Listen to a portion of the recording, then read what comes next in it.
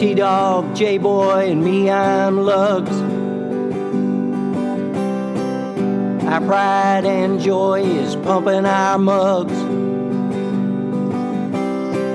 Be careful, kids, it could get rough. We're flipping our lids on sports and other stuff.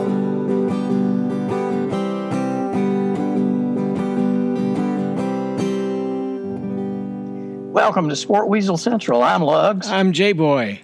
And I'm T-Dog. Yes, as the song says, this is sports and other stuff. On this episode, we'll have an AFC North preview. Carson Wentz says he'll rest and rehab. That's R&R, I think. RodgersGATE continues. The Cubs trade their entire team. And a little sports of yesteryear. So, first, the AFC North. From 2020, it went like this. The Steelers were 12-4. Ravens 11-5, Browns 11-5, and bringing up the rear, the Cincinnati Bengals at 4-11. T-Dog, we're breaking down 2021. How's it look? This might be, I think, the toughest division in terms of, like, I guess it's the most talented top to bottom. Obviously, I think there's a team that, I don't know. I don't even know if there's a clear. I know their record was 4-11 last year. Bengals have a lot of reasons to be very promising this year. But I do have the Bengals probably finishing last in this division just after looking at the whole roster of all the other teams and also just the coaching staffs. The Bengals, I would say the strength of their team is their wide receivers. Jamar Chase was the 5th overall pick. And based on his elite athletic traits, if you go back to his 2019 LSU production and just his mind meld with Joe Burrow, it was a good selection, I would say. T. Higgins is a rookie. He had over 900 yards receiving and 6 touchdowns. And supposedly at camp, at like OTAs and stuff, he has been the standout. So for him to possibly enhance on that is only going to be good. And Tyler Boyd has been extremely productive chain mover for them the last 3 years. So they have like a good and obviously the other thing that's really important to the Bengals is under the last few years they run the most 3 wide receiver sets. So it's very important for their receiver sets to be strong, and that definitely is the strength of the team. The only problem is, as great as Jamar Chase is, their weakness, their O-line. I still feel that maybe they should have gone with Penei Sewell, the offensive tackle from Oregon. I feel you look at Joe Burrow getting injured last year. He only played 10 games, and it wrecked his knee. I believe his ACL and MCL, and I think other parts of it. They allowed 48 sacks last year, and just I feel they needed to shore that up. Maybe with the quick passing game of Jamar Chase, they're able to he's able to get the ball out quicker. Maybe that alleviates it. But I just feel, even though I think they have improved the roster in terms of the defense and obviously at the skill position wide receiver, I do see them improving on last year's record, but it's 6-11. 6-11. Well, we agree on that. I don't think they're going to do much better than last year. They might surprise a couple of folks. I just think that their secondary is not. It's suspect at best. Defensively, they've got a long way to go. And, we're assuming that Burrow comes back full strength and mentally prepared to take that first hit. Because I think a major injury like that, I think that that has to hang around in your mind a little bit. But they will be improved, and they've got some talent. It's just that they're not going to go very far, not very far at all. So, T-Dog, you mentioned he's a chain mover. Isn't that pop group that – no, that's the Chain Smoker. Sorry. Okay. And Burrow, are we ready to reignite the Joe Burrow fan club now that's been dormant for about, 6 or 8 months? Oh yeah, I definitely am. If you go back and watch him play, he played exceptionally well. I know numbers as a rookie aren't as eye-popping as Herbert, but I think a lot of that has to do with, if you look at the situation, like at least Herbert had Keenan Allen, who is like a true number one, and T. Higgins maybe in time will be a true number one, maybe a 1A to Jamar Chase, but I don't think they had one last year. And I just know, like in the league for the Athletic, Max Sandow does a top quarterbacks of ranked by head coaches, offense coordinators, defensive coordinators, and like player personnel, front offices, and scouts. He was in tier 2, which going for a quarterback who only played 10 games, and particularly Mike Sandow mentioned that people that played him, they actually ranked him higher on average than other people, because they talk about, like, from that game and from what they saw, they see something special. So I'm not going to definitely abandon him. And I feel like maybe their record gets better than that because he takes that second-year leap.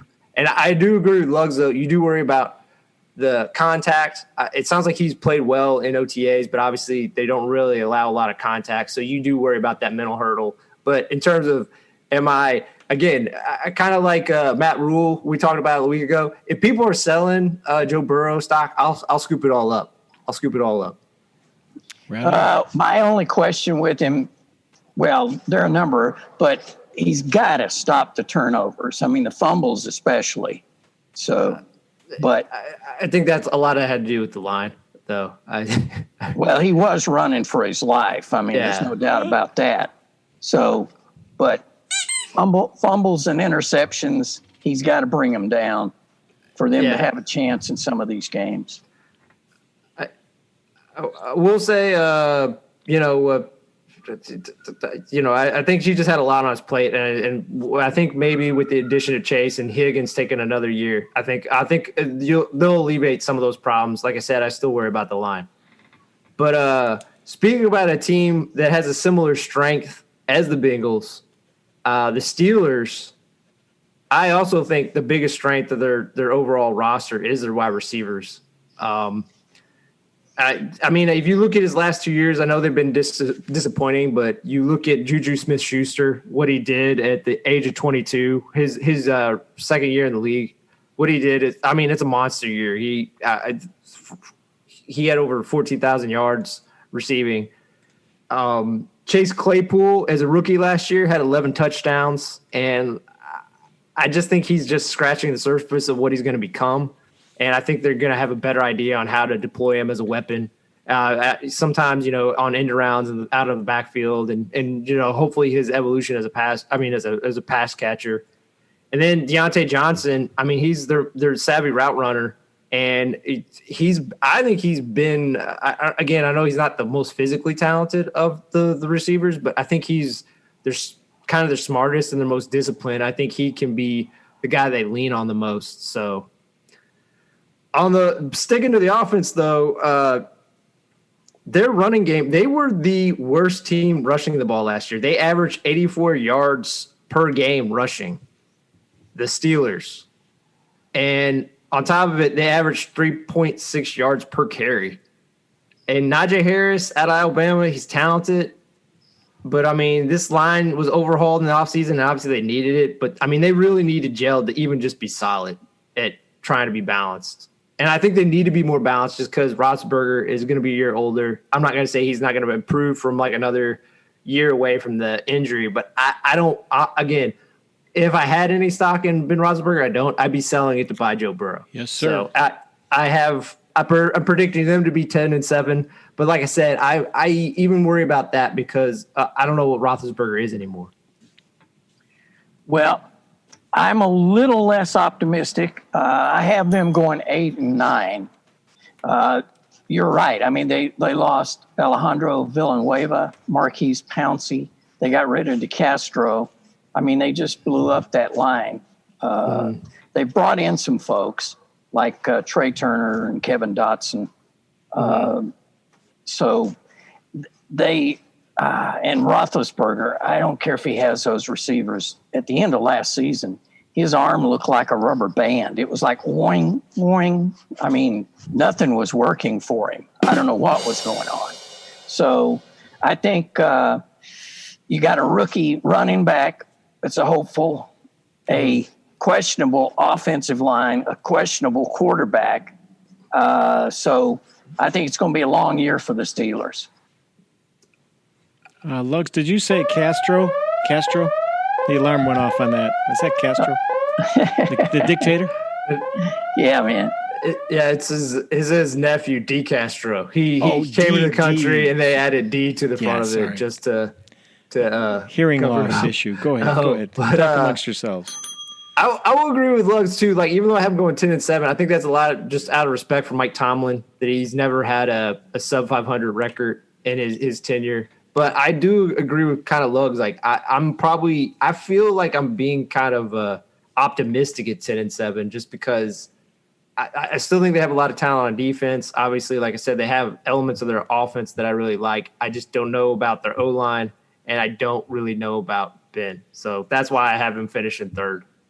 But who I have finishing just ahead of them, it's the weakness of the Steelers, and it's definitely the strength of the Ravens. Their running game, I mean, think about this. So the Steelers only average 84 yards rushing per game. Ravens average 191 rushing yards per game. So, wow. The tale of two cities. Yeah. Steelers average 3.6 yards per carry. Ravens average 5.5 yards per carry. So, and you look at it, obviously a lot of it starts with just the unique abilities of Lamar. I mean, in his last 2 years, full years starting, he's had over 1,000 yards rushing, 2 years in a row at quarterback, which is at this stage of what the NFL has become is ridiculous. J.K. Dobbins, the rookie last year, I mean, I think he's going to explode. I mean, if you watch him at Ohio State, he was a truly special, particularly when he got to the second level. He got to the second level, he's going the distance or he's giving you 30 yards. I mean, he's not going to be stopped very quickly. And I know he's not sexy at all, but Gus the Bus, he's had at least 700 yards rushing the last 3 years. So as a second punch and a 1-2 punch in terms of running backs, he's been solid and dependable. Maybe he's never a star, but he's a very, very good player. But weirdly, they're the invert of the Steelers. Their weakness is their wide receivers. Hollywood Brown, who drafted like 2 years ago, he's still promising, but I think at his height and weight, I just think he maybe is best served as a compliment. He's never going to be a true number one.